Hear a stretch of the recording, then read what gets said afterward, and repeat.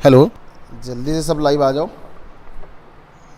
और फिर से हम लोग उसको रिपीट करेंगे, शुरुआत करेंगे फिर से। प्रोटेक्शन ऑफ अल्टरनेटर्स या जनरेटिंग स्टेशन को हम लोग फिर से स्टार्ट करेंगे।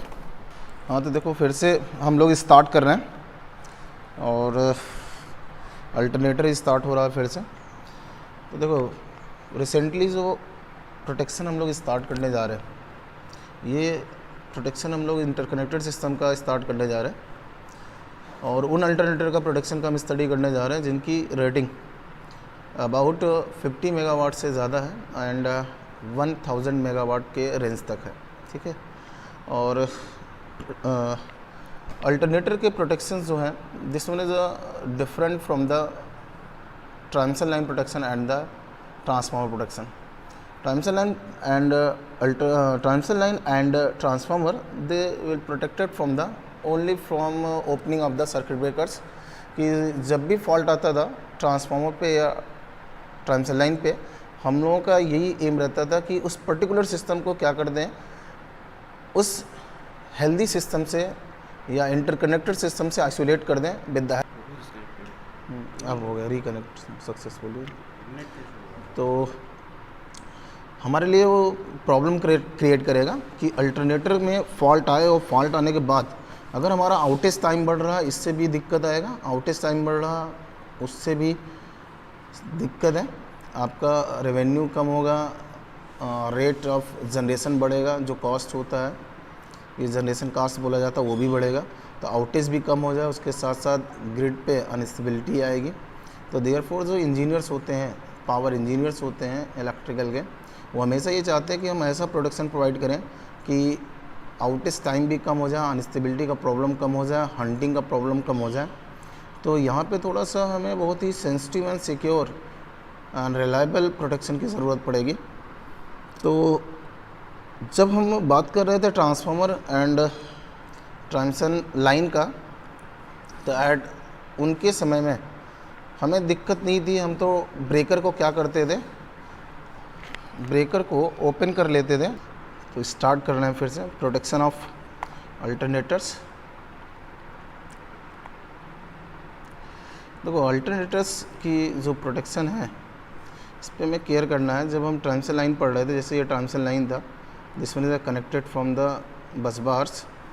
तो यहाँ जैसे फॉल्ट आ रहा था, हमारे पास बहुत ही सेंसिटिव प्रोटेक्शन रखते हुए हमने क्या किया था, इसके ब्रेकर्स को ओपन कर दिया था। तो ब्रेकर ओपन होते ही हमारे पास दिक्कत नहीं हुई, क्योंकि ये सिस्टम जो था इंटरकनेक्टेड था। केवल यही पोर्शन आपका पूरे ग्रिड से आउट हो गया था, ठीक है, या आइसोलेट हो गया था। तो यहाँ पे प्रॉब्लम नहीं थी। बट जब हम बात करेंगे अभी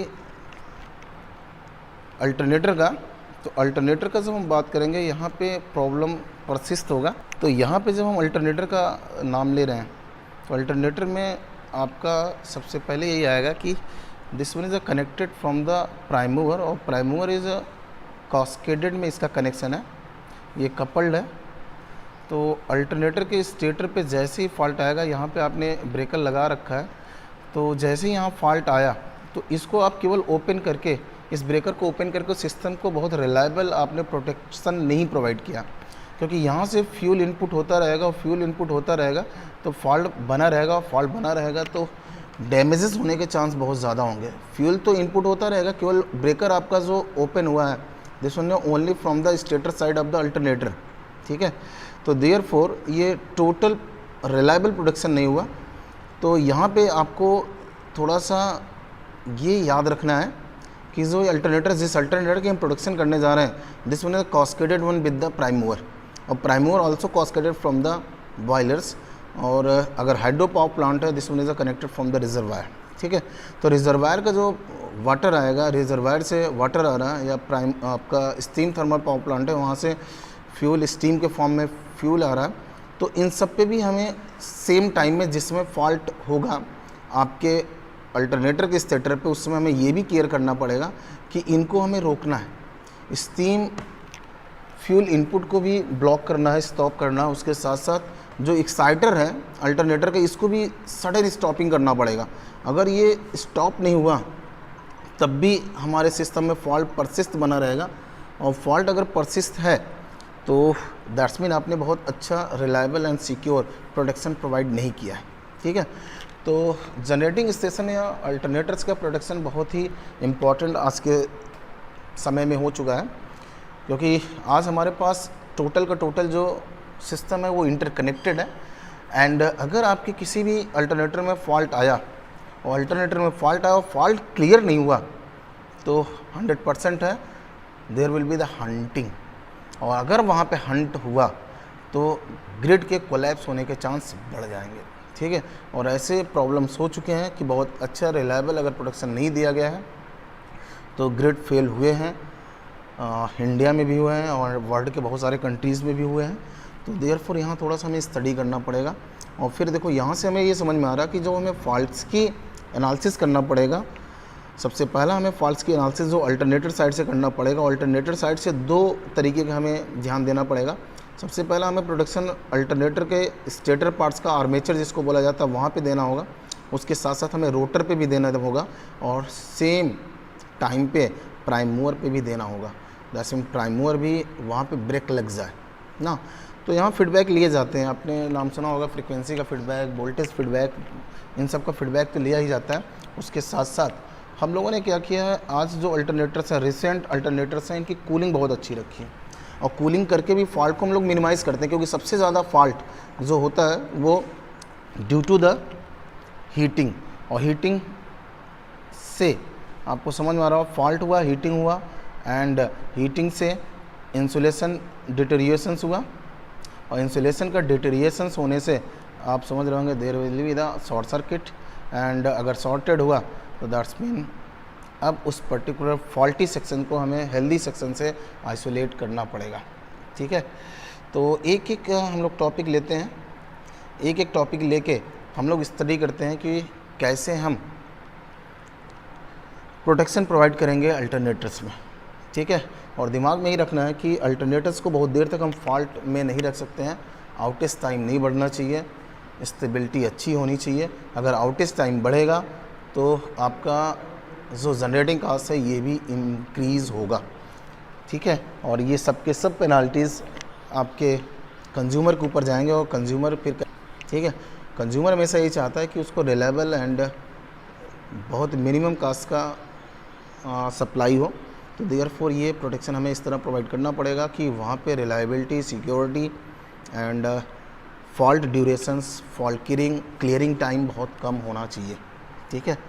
तो चलते हैं अब फॉल्ट्स की तरफ, कहाँ कहाँ कितने फॉल्ट्स हो सकते हैं अल्टरनेटर में। नेक्स्ट टाइप ऑफ फॉल्ट्स,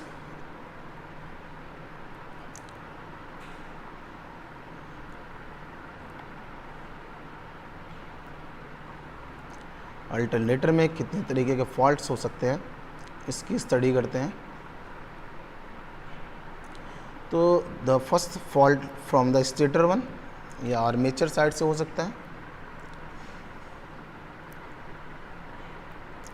दूसरा फॉल्ट आपका रोटर साइड या एक्साइटर साइड में हो सकता है, तीसरा there are some abnormal running conditions हैं, यहाँ भी हमें प्रोटेक्शन प्रोवाइड करना पड़ेगा। तो स्टेटर के फॉल्ट फर्दर ये डिवाइड हुए हैं। पहला फॉल्ट हो सकता है फेस टू फेस फॉल्ट। हम लोगों को पता है कि 3 फेस के अल्टरनेटर्स यूज़ किए जा रहे हैं और 3 फेस का अगर बाइंडिंग हो रहा है तो हो सकता है फेस टू फेस फॉल्ट हो जाए। दूसरा हमें यूज़ करना है फेस टू अर्थ फॉल्ट, इसके लिए प्रोटेक्शन प्रोवाइड करना है कि कोई फेज़ ग्राउंड हो जाए, क्योंकि स्टेटर पार्ट्स आपका जो कोर है this one is a grounded one, कि हम उसको, क्योंकि मेटेलिक पार्ट्स है और मेटेलिक पार्ट्स को हम लोग ग्राउंड करते हैं।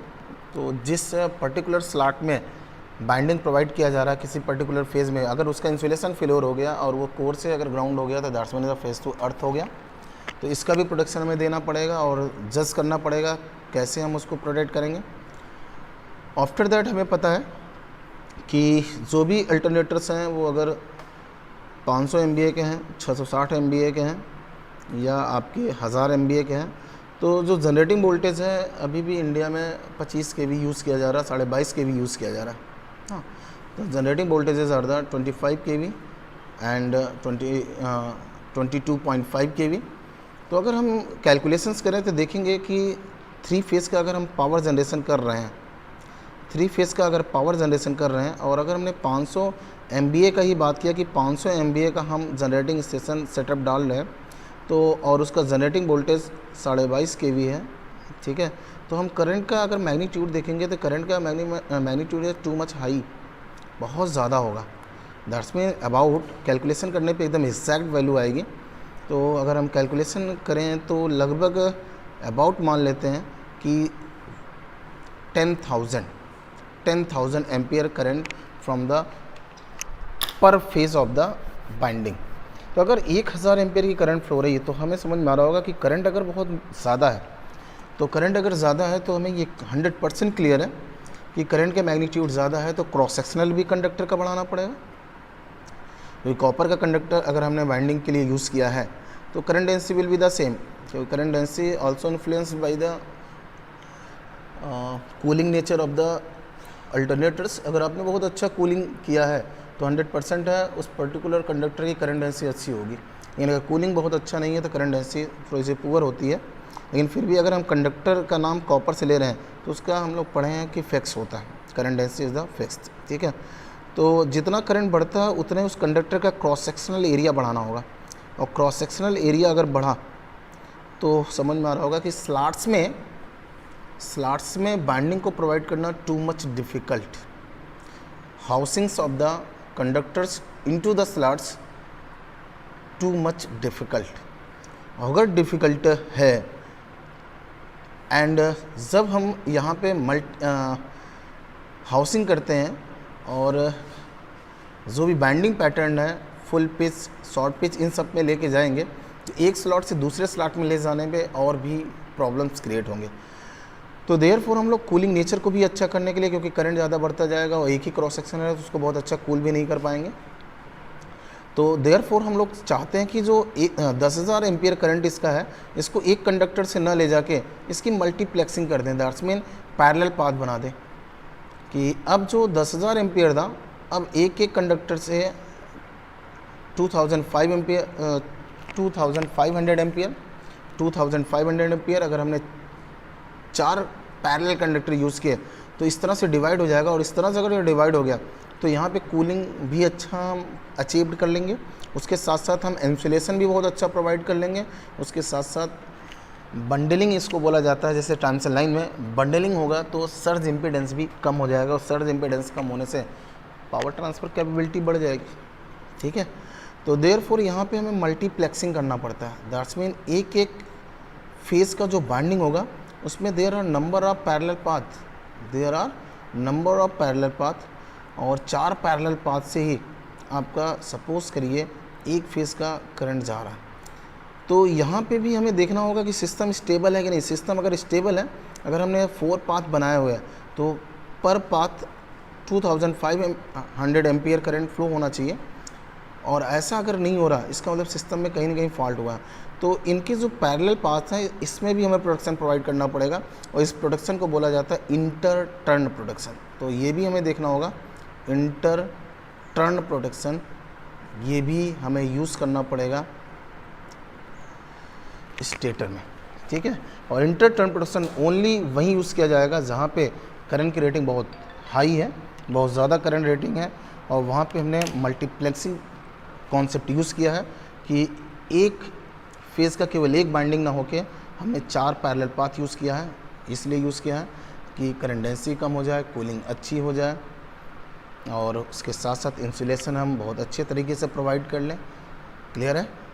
तो स्टेटर में हमें 3 तरीके का प्रोटेक्शन प्रोवाइड करना पड़ेगा। फाइनली यही निकल के आया है।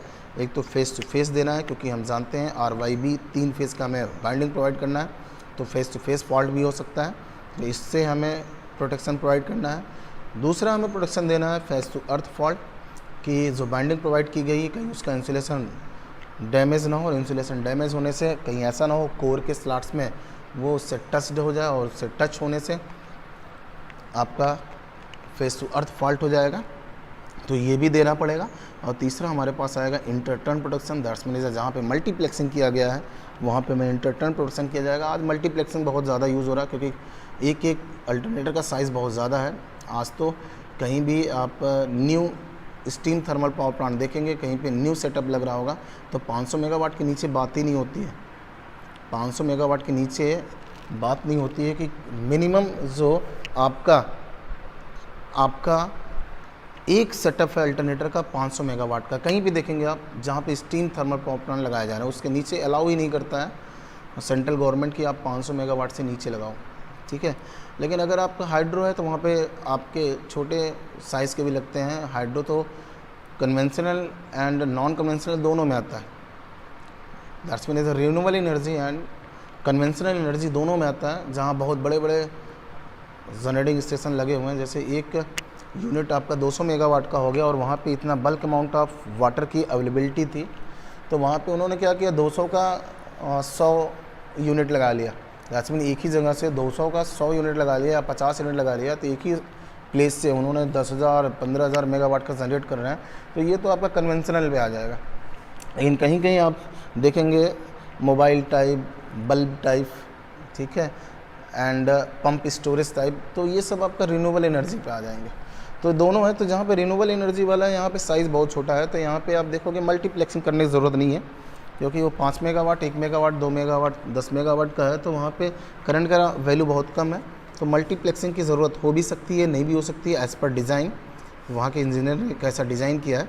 बट अगर साइज़ ज़्यादा है तो वहाँ पे 100% है हमें ज़रूरत पड़ेगी मल्टीप्लेक्सिंग करने का, तो वहाँ पे हमें इंटर टर्न प्रोटेक्शन प्रोवाइड करना पड़ेगा, ठीक है।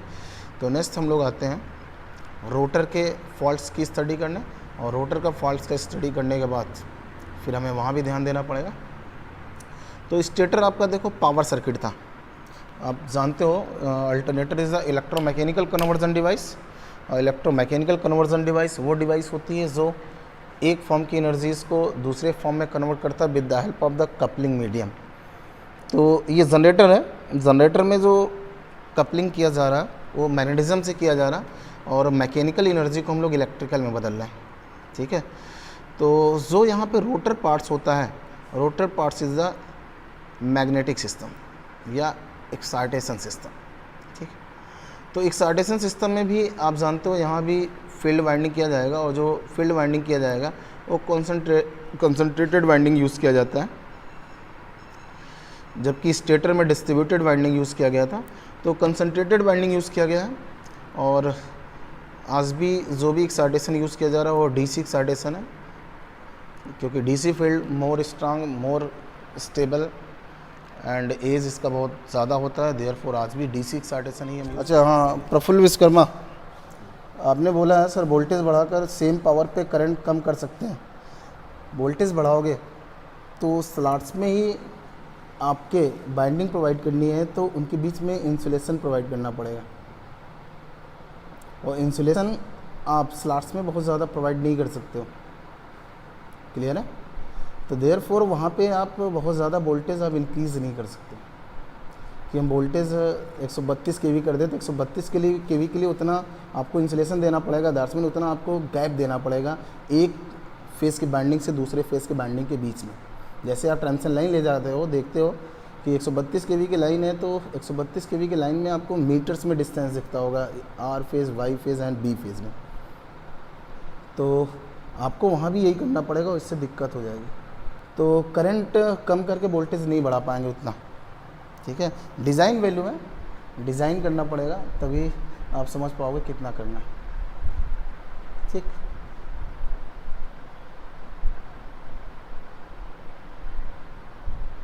हाँ, AVR पंकज यादव आपने जो लिखा है AVR ऑटोमेटिक वोल्टेज रेगुलेटर, ये सब तो अभी आगे आएगा, जो एबनॉर्मल रनिंग कंडीशंस हैं उसके फॉल्ट्स में आएंगे, ठीक है। तो अभी उसकी बात नहीं हो रही है, अभी तो हम लोग बात कर रहे थे कि स्टेटर में जो फॉल्ट आएगा उससे कैसे हमें बचना है, उसके साथ साथ क्यों हम मल्टीप्लेक्सिंग कर रहे हैं, ठीक है। AVR तो बाद में आएगा उसका ऑप्शंस, ओके। तो नेक्स्ट रोटर से हम लोग क्या कर रहे हैं, डीसी एक्साइटेशंस प्रोवाइड कर रहे हैं, और डीसी एक्साइटेशंस प्रोवाइड कर रहे हैं तो रोटर साइड पे भी आपका जो बाइंडिंग है दिस वन रोटिंग पार्ट्स है आपका।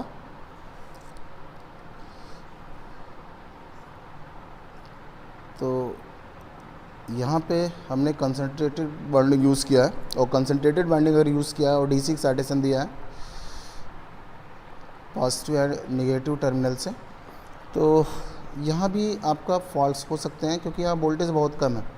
इसको लाइट वेट बनाने के लिए कि बहुत ज़्यादा वेटेड ये ना होने पाए, नहीं तो आपके इनर्शिया ज़्यादा होने से प्रॉब्लम आएगी।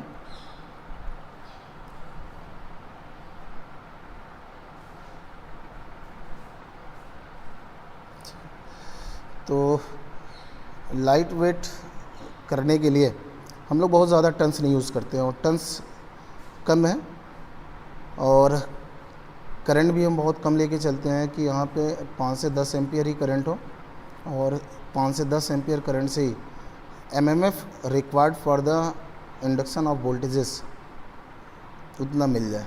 ठीक है, तो इस पोर्शन में भी आपका हो सकता है टन्स टू टन्स फॉल्ट हो जाए। दैट्स मीन शॉर्ट सर्किट हो सकता है सबसे पहला फॉल्ट। द फर्स्ट फॉल्ट आपका शॉर्ट सर्किट हो सकता है। दूसरा आपका यहाँ पे हो सकता है ओपन सर्किट, कि आपका टन्स ओपन हो जाए। ओपन होने के बहुत रेयर चांसेस होते हैं, एंड शॉर्ट सर्किट होने के बहुत रेयर चांस होते हैं, लेकिन हमें प्रोडक्शन प्रोवाइड करना पड़ेगा क्योंकि ये बहुत लो पावर सर्किट है। जो रोटर है दिस वन है very low power circuit, voltage भी बहुत कम है और करंट भी कम है, तो फॉल्ट होने के चांसेस कम होते हैं। ठीक है, बट फॉल्ट हो सकता है due to the ageing effect से भी हो सकता है, और जो भी फॉल्ट होगा वो शॉर्ट सर्किट या ओपन सर्किट होगा, तो इनका हमें प्रोडक्शन देना पड़ेगा। ठीक है, तो 2 प्रोडक्शन इलेक्ट्रिकल साइड से ये भी होगा। एंड तीसरा हम लोग चलते हैं एबनॉर्मल रनिंग कंडीशंस के जो भी फॉल्ट्स हो सकते हैं उनका भी हमें प्रोडक्शन देना है। तो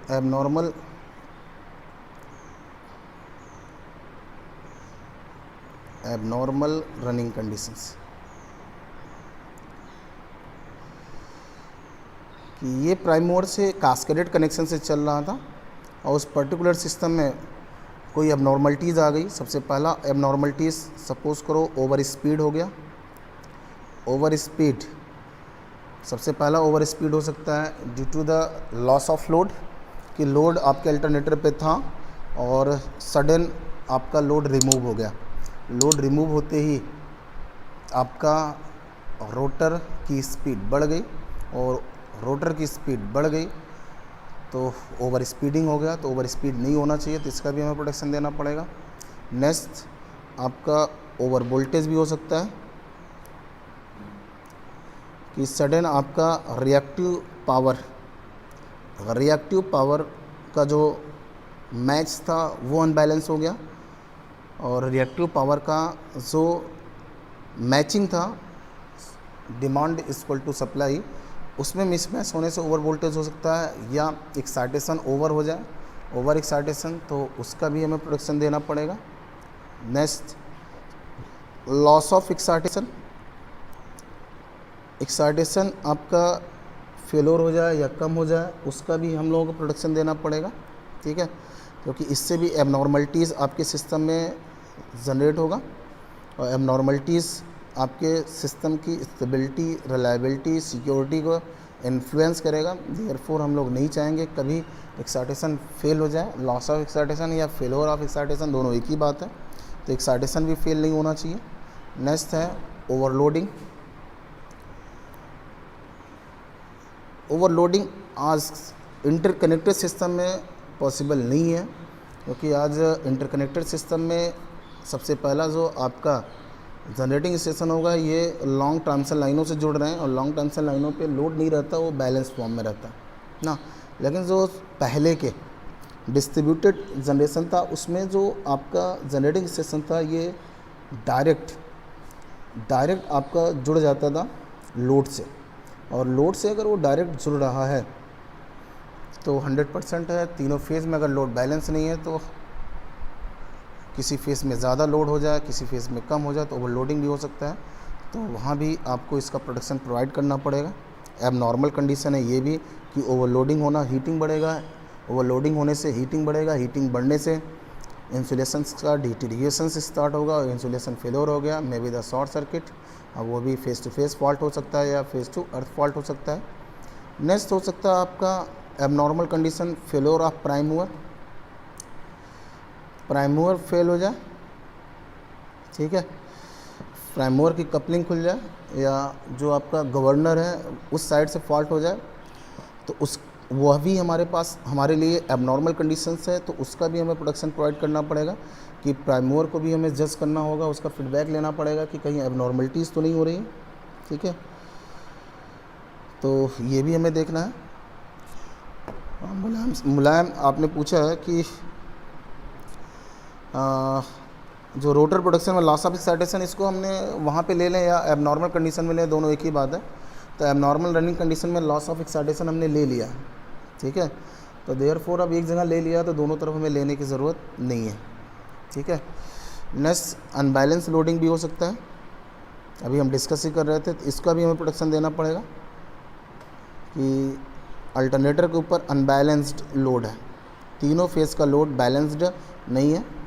अनबैलेंस लोड है तो आपको पावर सिस्टम में हम लोगों ने स्टडी किया है कि अनबैलेंसिंग होने पे आपका नेगेटिव सीक्वेंस करंट भी फ्लो होगा, तो उसी से जज कर लेंगे। नेगेटिव सीक्वेंस रिले लगा देंगे जिसका नाम NPS relay, negative face sequence relay, इसको लगा के अनबैलेंस लोड को भी जज करेंगे कि अगर सिस्टम में अनबैलेंसिंग है तो आपका अल्टरनेटर सिस्टम से आउट हो जाए।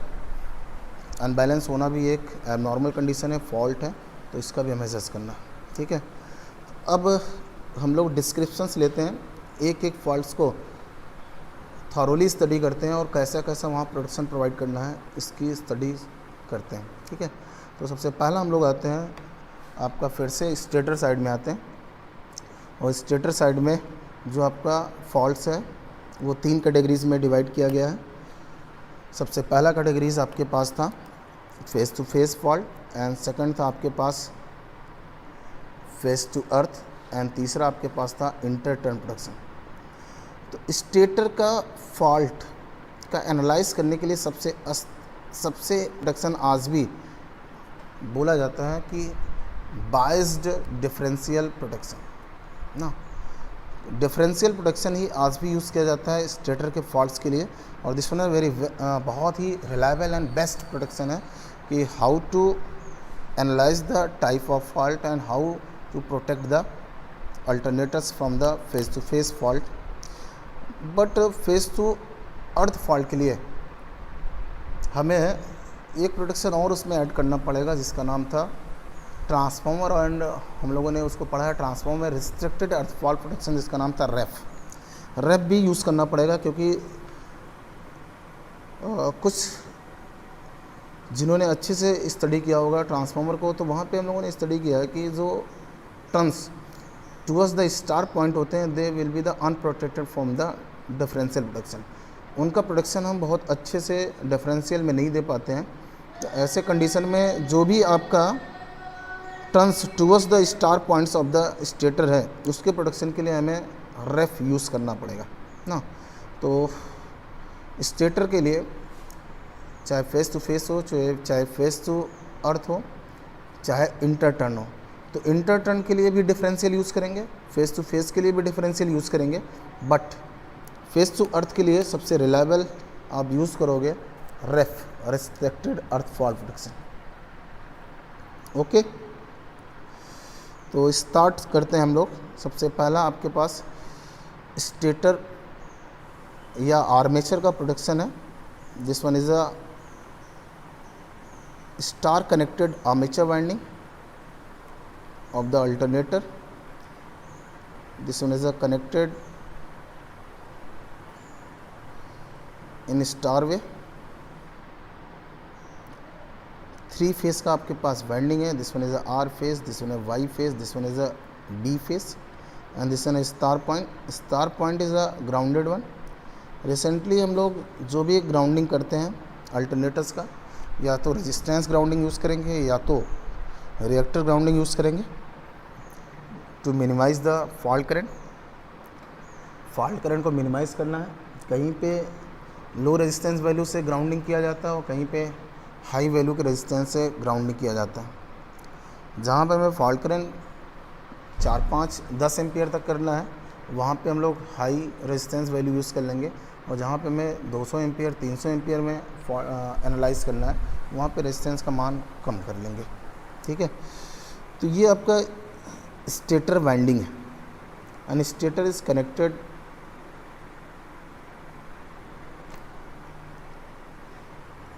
Through the bus bar. ये आपका बस बार है।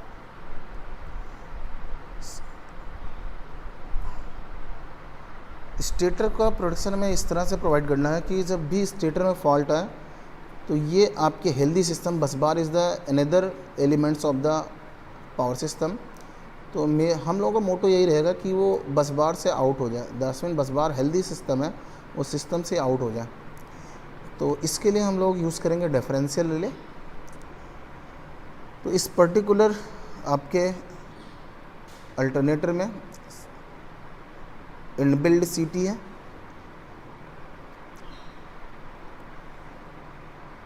एक स्विच यार्ड में सीटी लगेगा,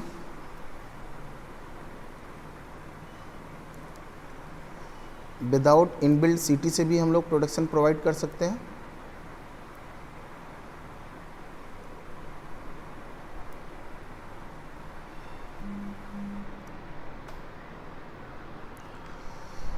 ओके, तो ये आपका पूरा का पूरा पार्ट्स, ये पोर्शन आपका स्टेटर ऑफ द अल्टरनेटर है। ये बाहर स्विच यार्ड में आपकी सीटी लगी हुई है और ये इनबिल्ड है। विदाउट इनबिल्ट एंड इनबिल्ट दोनों से भी डिफरेंशियल प्रोडक्शन प्रोवाइड किया जा सकता है। अभी इसके आगे हम लोग उसको भी देख लेंगे। ठीक है, तो एक फेज़ का ही प्रोडक्शन की हम स्टडी करते हैं। जैसा एक फेज़ का होगा वही सभी फेज़ का होगा। तो दिस वन इज सीटी primary and this one is सीटी सेकेंडरी। अब तो आपको करंट रेटिंग पता ही है, इसका करंट रेटिंग कितना है, 10,000 है, 5,000 है, जितने का भी हो आप यहाँ यूज़ कर सकते हो। जैसे 10,000 बटे 1 एम्पियर का आपने सीटी यूज़ किया, या 10,000 बटे 5 एम्पियर का सीटी यूज़ किया, तो 5 ampere is the secondary current and 10,000 is the primary current. ठीक है, तो प्राइमरी का जो सिंबल होता है सीडी का, वो P1 और P2 से रिप्रेजेंट किया जाता है, एंड सेकेंडरी जो होते हैं वो पहला कोर है तो 1s1 1s2 से, क्योंकि सीटी जो यूज़ किए जाते हैं वो मल्टी कोर के यूज़ किए जाते हैं, बिकॉज ये इंस्ट्रूमेंट ट्रांसफार्मर है। Instrument transformer basically use for the measurement purposes, protection purposes. तो प्रोटेक्शन भी आपके पास हो सकता है, डिफरेंशियल भी यूज़ करो आप, ओवर करंट भी यूज़ करो, अर्थ फॉल्ट भी यूज़ करो, रेफ भी यूज़ करो, उसके साथ साथ आप मीटरिंग भी यूज़ कर रहे हो। मीटरिंग आप एक मेन यूज़ करो, एक चेक यूज़ करो, कि क्योंकि यहाँ पे देखो हम कभी भी नहीं चाहेंगे कि एनर्जी के अकाउंटिंग में मिसमैच हो। अगर आप एनर्जी के अकाउंटिंग में लॉस दे रहे हो तो इसका मतलब है कि आपका जो कंपनी है वो लॉस में जाएगा। हम एक एक यूनिट का मेज़रमेंट करना चाहेंगे और जिसको हम बेच रहे हैं, क्योंकि जनरेटिंग स्टेशन अपना जो इवैक्यूएटेड पावर है वो सेल करता है ट्रांसमिशन को, और ट्रांसमिशन में वो चाहेगा कि जितना पावर हमने जनरेट किया है सब के सब का हम रेवेन्यू या रिटर्न टैरिफ के द्वारा ले लें। ठीक है, तो देयरफॉर मेज़रमेंट भी बहुत ये सिक्योर रखेगा, बहुत ही अच्छी मेज़रमेंट ये रखेगा सिस्टम में। तो मेज़रमेंट के लिए भी कोर रखना पड़ेगा। तो हो सकता है 5 कोर का, हो सकता है 10-10 कोर तक के आपके यूज़ किए जाते हैं सीटीज़। और अगर 10 कोर का सीटी यूज़ किया जा रहा है तो आपको समझ में आ रहा होगा कि 10 कोर का सीटी अगर हम यूज़ कर रहे हैं तो उसमें हमें दिखाना पड़ेगा कि कौन सा कोर कहाँ कहाँ जा रहा है। तो इसलिए वहाँ पे सिंबल यूज़ किए जाते हैं 1 2 3। 1s1 मतलब पहले कोर का पहला इंड, एंड 1s2 मतलब पहले कोर का सेकेंड इंड। क्योंकि बाइंडिंग है तो बाइंडिंग में हमारे पास जो भी चीज़ें हैं वो 2 टर्मिनल की हैं। तो 2 टर्मिनल है, 1 सफिक्स बताएगा पहला टर्मिनल है एंड सेकंड सफिक्स बताएगा कि ये सेकंड टर्मिनल है उसी का।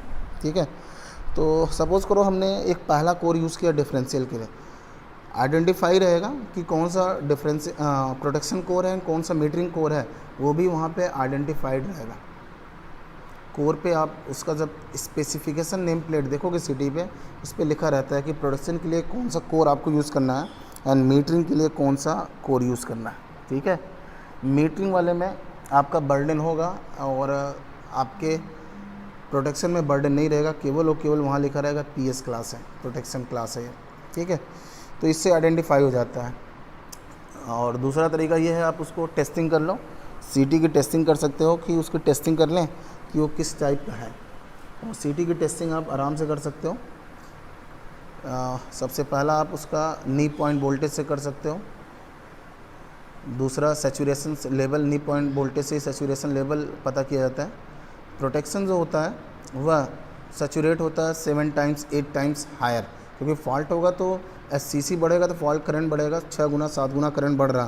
तो हम प्रोडक्शन कोर से यही समझना चाहेंगे कितना गुना फॉल्ट हुआ, इसका मेज़रमेंट हो जाए।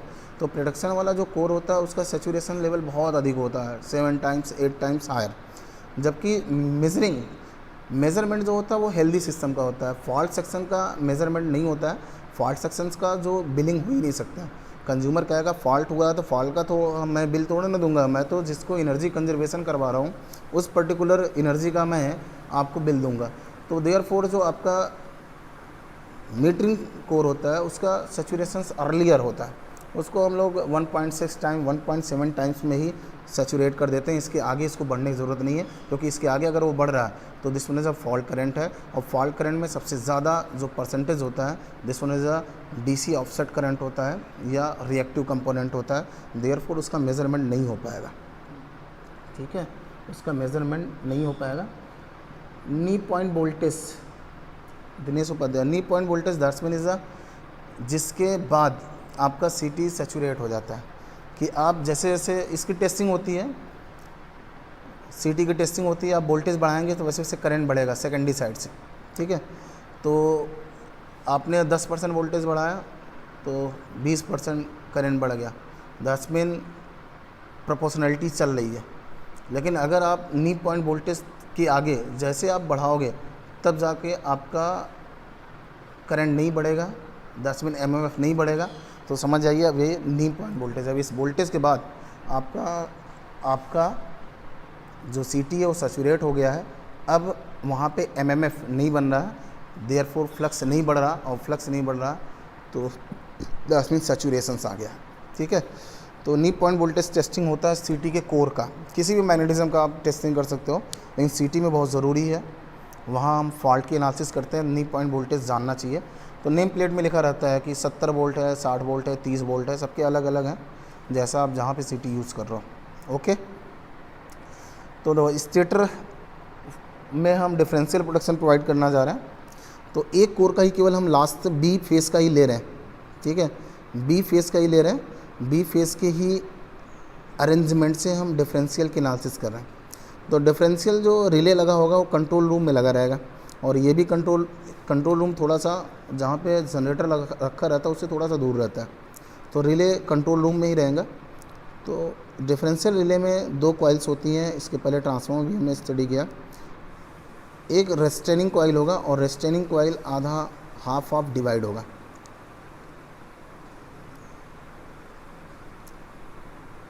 And second one is the operating coil होगा। Operating coil just like over current relay वाला, and operating coil this one is a connected from the star way, star जो ग्राउंड है उसको ले जाकर उससे हमने छोड़ दिया, ठीक है। तो देखो यहाँ पे करंट का डायरेक्शन प्राइमरी में टूवर्ड्स द राइट हैंड होगा, तो सेकेंडरी में लेंज लॉ से लेफ्ट हैंड होगा, सेम एज यहाँ पे राइट हैंड है तो यहाँ पे लेफ्ट हैंड होगा। तो डिफरेंशियल प्रोटेक्शन में कॉन्सेप्ट यही होता है कि जितना करंट आया है अगर सिस्टम हेल्दी है तो उतना करंट चला जाए। तो देखो यहाँ से जो करंट यहाँ पे आया वही करंट हमने यहाँ से फॉरवर्ड कर दिया, वही करंट फॉरवर्ड कर दिया, तो दैट्स मीन अगर सिस्टम हेल्दी है तो वहाँ कोई प्रॉब्लम नहीं आएगा। देखो इसको ले जाके हमने स्टार बना दिया यहाँ भी, और ये भी पॉइंट स्टार है, इसको हम ऊपर भी ले जा सकते थे, एक बार इसको इरेज करके हम ऊपर लेते जाते हैं जिससे आपको और अच्छे से समझ में आ जाए।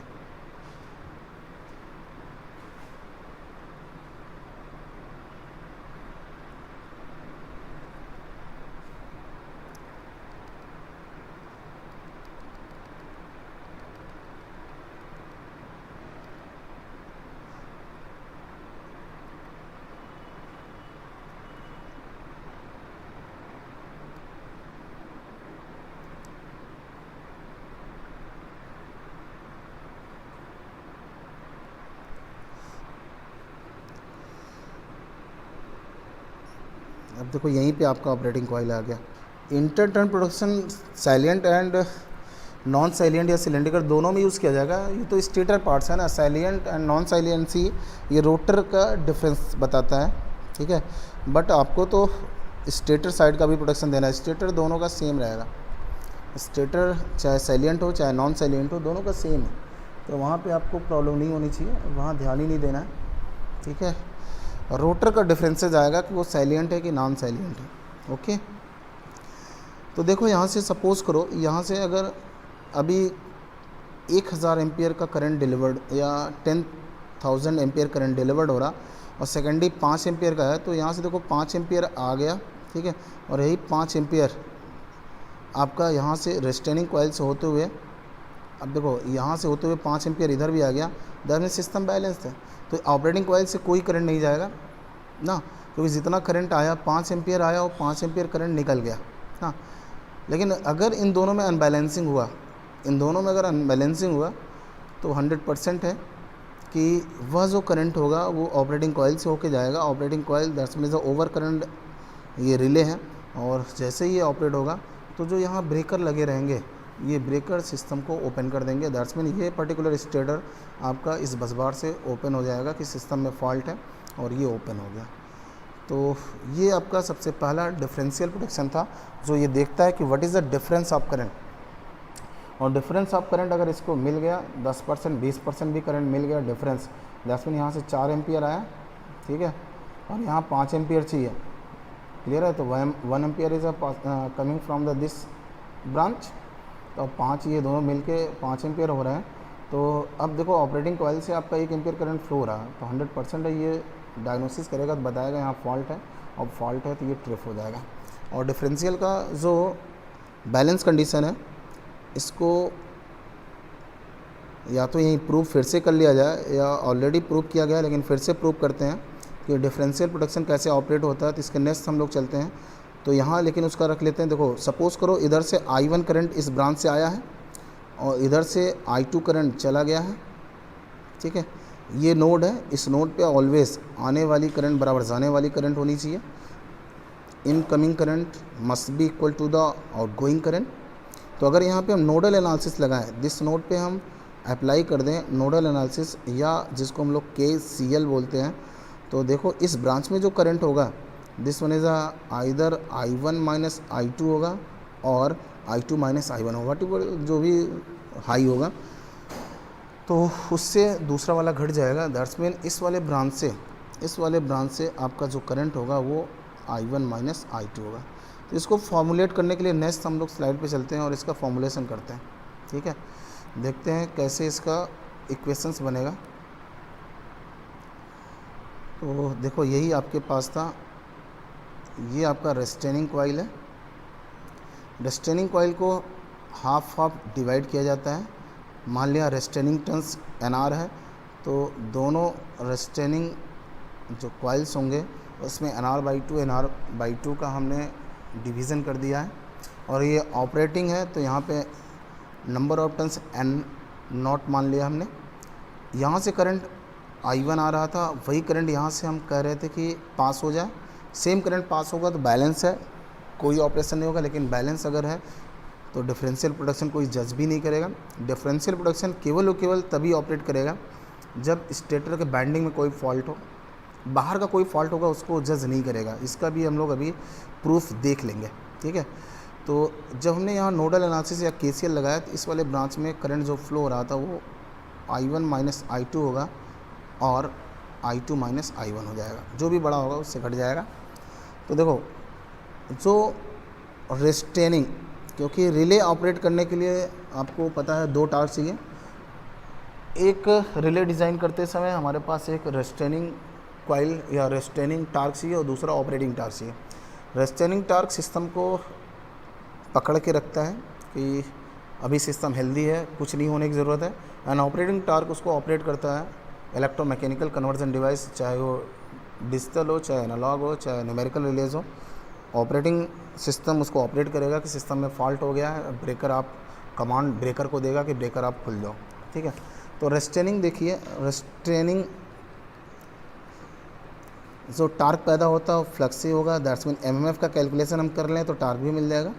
तो रेस्टेनिंग एमएमएफ बराबर होता है NI, that's mean NR upon 2I1 total restraining MMF, restraining coil provide करेगा तो टोटल एमएमएफ हो जाएगा NR/2I1 plus NR/2I2, that's mean इसको अगर हम फिर से अरेंज करें तो I1 plus I2 upon 2 into NR, ठीक है।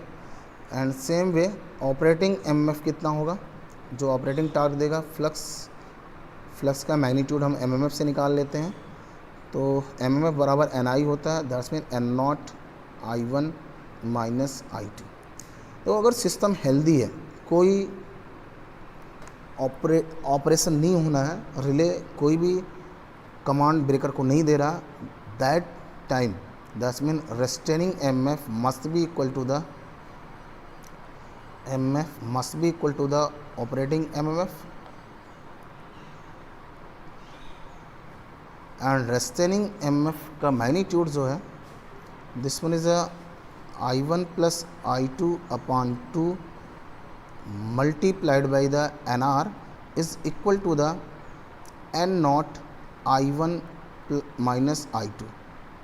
Remember the point, at this study condition में कोई ऑपरेशन नहीं होना, रिले कोई भी कमांड ब्रेकर को सेंड नहीं करेगा, दैट्स मीन अभी भी कहेगा ये स्टडी कंडीशन है, फॉल्ट कंडीशन नहीं है। बट ऑपरेटिंग जैसे ही एमएफ ज़्यादा होगा दैन द रेस्टेनिंग का, इसका मतलब सिस्टम में फॉल्ट आया है, तब जाके ये ऑपरेट हो जाएगा। तो नेक्स्ट स्लाइड में फिर से चलते हैं और देखते हैं कि व्हाट इज़ हैपनिंग जब हमारा रेस्टेनिंग कम हो जाए और ऑपरेटिंग ज़्यादा हो जाए। तो बैलेंस कंडीशन में या स्टडी स्टेट कंडीशन में हम लोगों ने कैलकुलेशन किया N0I1 minus I2 is equal to the I1 plus I2 upon 2 multiplied by the N0, ठीक है। This can again rearrange I1 minus I2 upon NR होगा ये, this can rearrange again NR upon N0 is equal to the I1 plus I2 upon 2, ठीक। And NR upon N0 this one known as a percentage biasing. तो आप देखोगे जो differential relay होगा वहाँ पे परसेंटेज बाइसिंग का एक कॉन्सेप्ट आता है। Percentage biasing is nothing but this one is the only is the ratios of the operating number of turns, और इसको प्रतिशत परसेंटेज T से रिप्रेजेंट किया जाता है NR अपॉन N0। तो इसको हम लोग फिर से लिख सकते हैं, रीअरेंज करेंगे तो हो जाएगा I1 माइनस I2 अपॉन प्रतिशत T is equal to the I1 plus I2 upon 2। ध्यान से देखना, अभी यहीं पे आपका प्रूव्ड हो जाएगा कि सिस्टम अगर स्टेबल है,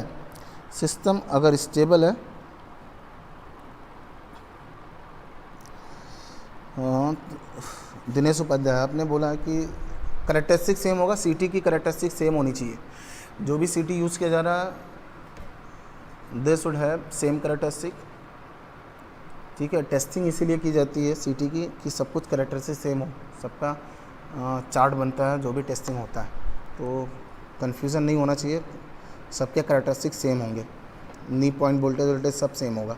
तो देखो इधर ध्यान से, अभी हमने वहाँ पे पिक्चर में देखा था I1 अगर 5 एम्पियर था और I2 भी सेम वहाँ से 5 एम्पियर पास हो गया, तो ध्यान से देखना यहाँ पे ये आपका ऑपरेटिंग टार्क देने वाला है एंड ये आपका रेस्टेनिंग देने वाला। तो एंड प्रतिशत बाइसिंग आपके पास ऑप्शन है 5%, 15%, जो भी यूज़ करना है यूज़ कर सकते हैं।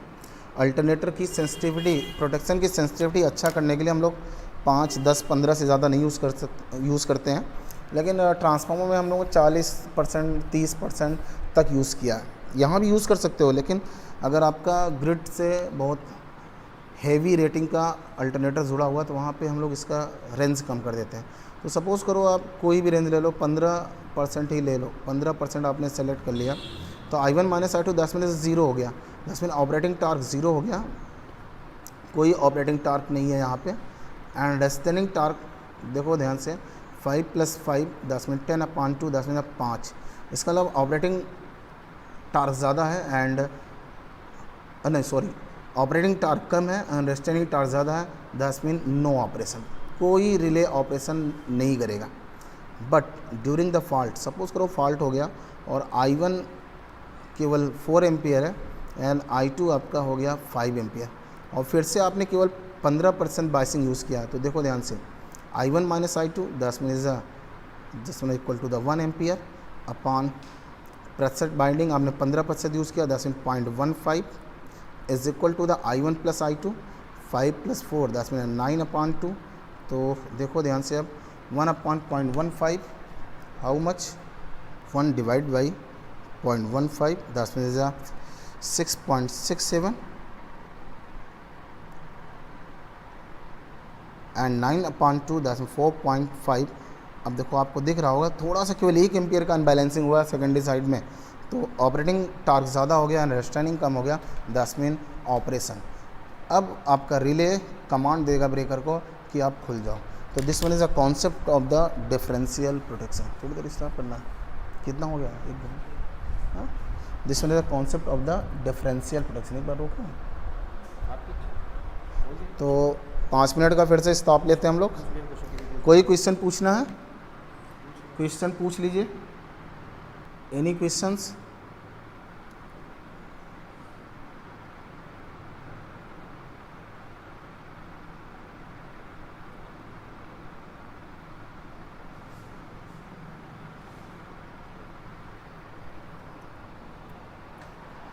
अभी नहीं पूछना है।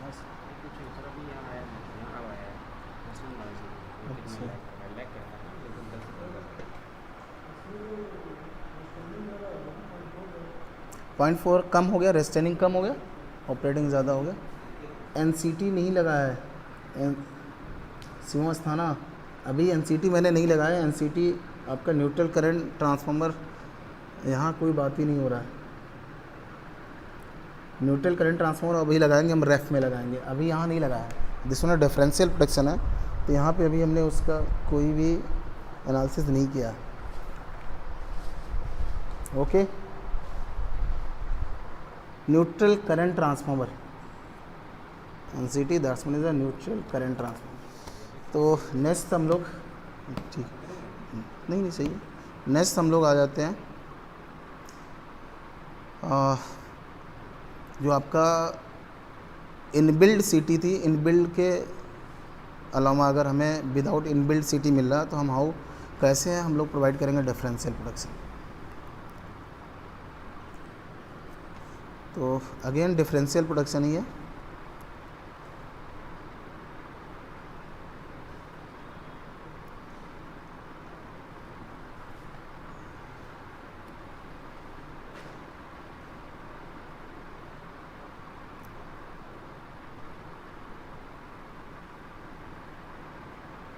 This one is stator winding.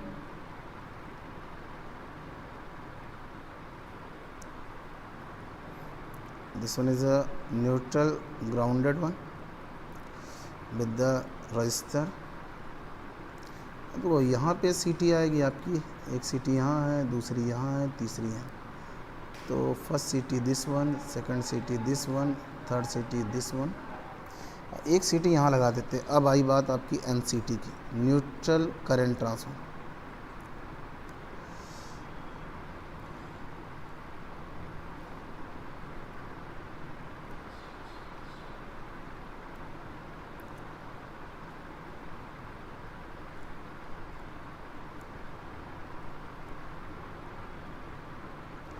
जिसमें बाइंडिंग ऑफ द अल्टरनेटर, जो आर्मेचर उसका ये बाइंडिंग है, इस न्यूट्रल को हमने रेजिस्टेंस के थ्रू अर्थ किया है। तो सेकेंडरी तीनों फेज़ के हमने पैरेलल में यूज़ कर लिया, और इसी के पैरेलल में हमने यूज़ कर लिया अपना this one is a neutral current transformer का सेकेंडरी, और यहीं पे हमने ओवर करंट रिले लगा दिया। ठीक है, अब देखिए अगर सिस्टम बैलेंस है, ध्यान से देखते रहिएगा, स्टार कनेक्टेड है, सिस्टम बैलेंस है, कहीं कोई फॉल्ट नहीं है, तो स्टार पॉइंट पे summation of current is equal to the 0। जो भी करंट है उसका बीजगणितीय योग शून्य होगा स्टार पॉइंट में, ठीक है। This mean the phasor of the I R, the phasor of the I Y, the phasor of the I B equal to the zero at the star point ना।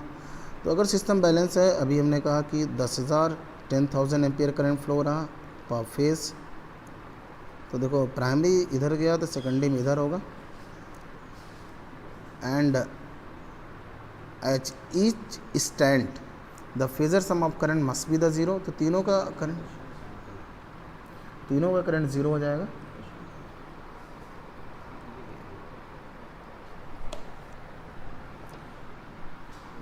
ट्रांसफार्मर की percentage biasing हम लोग use कर सकते हैं 15 से लेके 60% तक, ठीक है।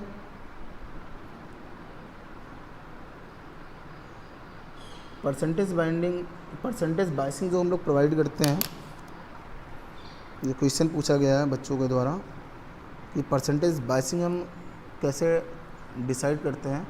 परसेंटेज बायसिंग हम लोग डिसाइड करते हैं on the basis of the कितना सेंसिटिव प्रोडक्शन हमें चाहिए। अगर हमें बहुत अच्छी सेंसिटिव प्रोडक्शन चाहिए तो परसेंटेज बायसिंग कम से कम होना चाहिए, लेकिन जब सीटी स्विच यार्ड में है एंड जो आपका डिफरेंशियल रिले है वो कंट्रोल रूम में है, जैसे जनरेटिंग स्टेशन में सीटी स्विच यार्ड का एंड जो आपका कंट्रोल रूम है, अगर उनके बीच की दूरी बढ़ रही है तो परसेंटेज बायसिंग थोड़ा बहुत बढ़ाना पड़ता है, क्योंकि जो भी आपका ऑपरेटिंग कॉइल है वो न्यूट्रल पॉइंट पे होना चाहिए। दस में जहाँ वोल्टेज ज़ीरो हो, क्योंकि वोल्टेज वहाँ आते ही ऑपरेटिंग कॉइल से करंट फ्लो होना शुरू हो जाएगा। तो देयरफॉर हम लोग ऐसे जगहों पे क्या करते हैं, परसेंटेज बायसिंग थोड़ा सा बढ़ा देते हैं, ठीक है। परसेंटेज बायसिंग थोड़ा बढ़ा, ठीक।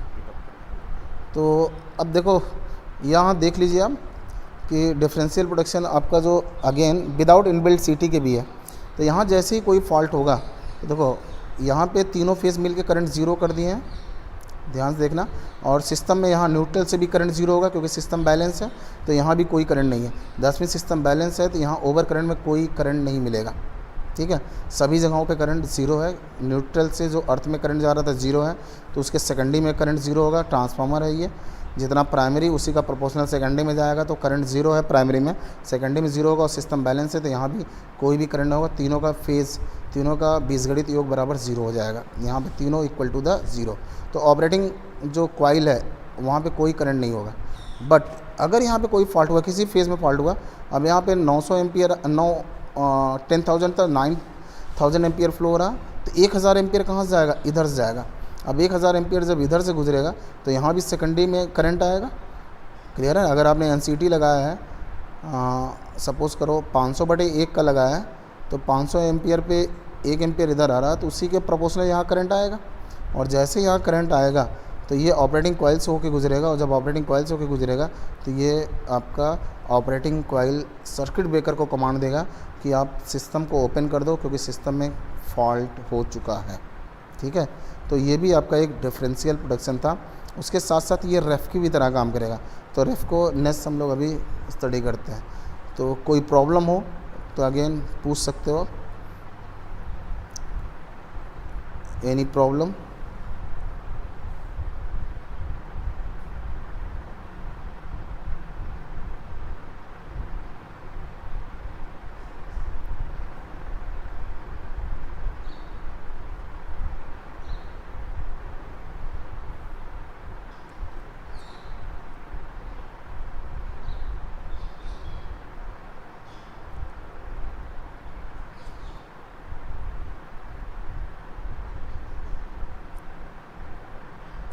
बंद करते हैं।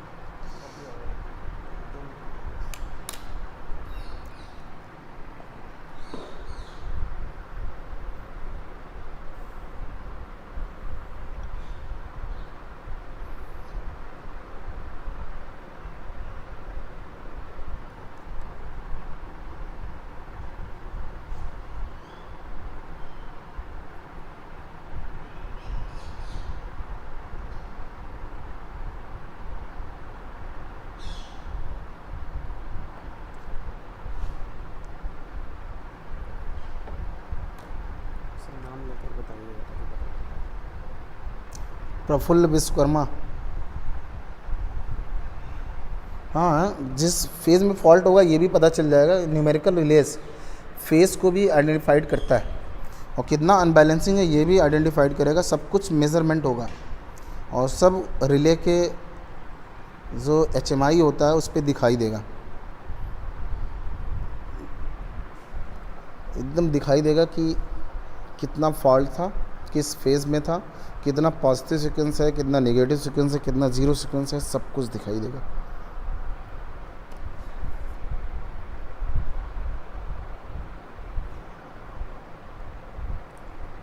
पावर सिस्टम बाद में पढ़ाया जाएगा। अनुराग कश्यप, अभी सबसे पहले मशीन स्टार्ट हो जाएगा इस पर। पावर सिस्टम के लिए थोड़ा सा वेट करिए, पावर सिस्टम ख़त्म हो गया उस समय तक हम लोग उतना यूट्यूब और इन सब पे जानते ही नहीं थे। ये अनुराग कश्यप पूछना और मैं खत्म कर दूँगा। टॉपिक मैं ख़त्म कर रहा हूँ। कुछ पूछना है किसी को? डिफरेंशियल प्रोडक्शन अभी ख़त्म हुआ है स्टेटर का। अभी हमने phase to phase and phase to earth को ख़त्म किया, लेकिन अभी आपको एक बार फिर से मैं दिखाऊंगा जो रेफ को दिखाना है फेस टू अर्थ के लिए, मोर सेंसिटिव रिले। कोई क्वेश्चन हो तो पूछ सकते हैं। शिवम अस्थाना, जो रेजिस्टेंस लगा गया है ये करंट को बस लिमिट्स में लाने के लिए। करंट की वैल्यू बहुत ज़्यादा नहीं होनी चाहिए ना, नहीं तो स्टार्ट पॉइंट बेल के नीचे आ जाएगा। तो रेजिस्टेंस यूज़ करते हैं और रेजिस्टेंस का मैग्नीट्यूड भी अभी बताते हैं, रेफ में बता देंगे।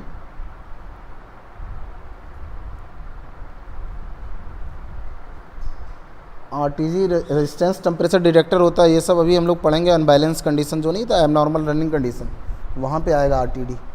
अभी हम डिफरेंशियल प्रोडक्शन पढ़ा रहे हैं, अभी हम आगे नहीं गए। डिफरेंशियल के बाद RTD मिलेगा। Resistance temperature detector, thermocouple, thermistor, इन सब से भी हम लोग चेक करते रहते हैं कि कौन सी वाइंडिंग बहुत ज़्यादा हीट हो रही है, कौन सी कम हीट हो रही है। टेम्परेचर का फीडबैक लिया जाता है। RTD resistance temperature detector, feedback लिया जाएगा टेम्परेचर का। ये ओवरलोडिंग भी बता देगा, अनबैलेंसिंग भी बता देगा। तो अभी वो आगे है।